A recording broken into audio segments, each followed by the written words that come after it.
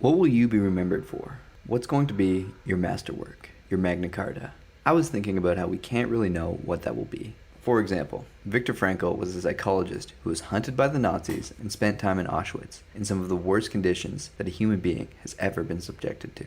He recalls in his memoir, Man's Search for Meaning, how he wanted to wake up one of his fellow prisoners who was clearly having a nightmare, but stopped himself because he realized that whatever nightmare he was having, the reality of the world that he would be waking up into is a worse nightmare than that. That's devastating. But the thing that allowed Viktor Frankl the will to keep going was that he was working on a manuscript which would introduce the world to his new form of psychology, logotherapy. The dream to publish this manuscript is what gave him meaning. He had to live long enough to produce this. In the end, after many close calls, he managed to survive until the end of the war and wrote this manuscript. It was titled The Doctor and the Soul.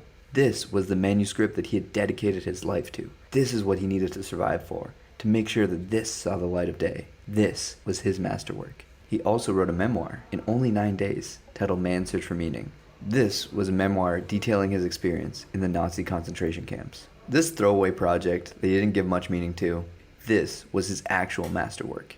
His manuscript that he rewrote after being freed from the concentration camp is largely forgotten. The weird thing is that we have this idea that this one thing that we're working on is going to be our holy grail, that this is the most important thing for us to do. It's our purpose. But more often than not, there's a big build up to it and then nothing happens. It flops. And sometimes it's just some random throwaway thing that actually ends up being our masterwork. Juice WRLD wrote Lucid Dreams in 15 minutes and then went on with his day. XXXTentacion wrote Look at Me in the same amount of time. Marcus Aurelius was the emperor of the greatest world power the world had ever known up to that point, and yet his masterwork wasn't the triumphant wars he took part in or the economic state that he left the empire in.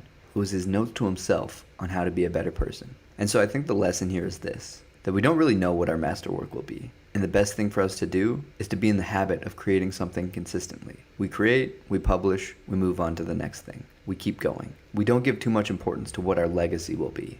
We just keep doing the best that we can and create what comes to us. If we have a thought of creating a masterwork, eventually something will become of it. But it's not something that we can really predict or plan for. Whatever it will be is up to fate to decide. Amor fati.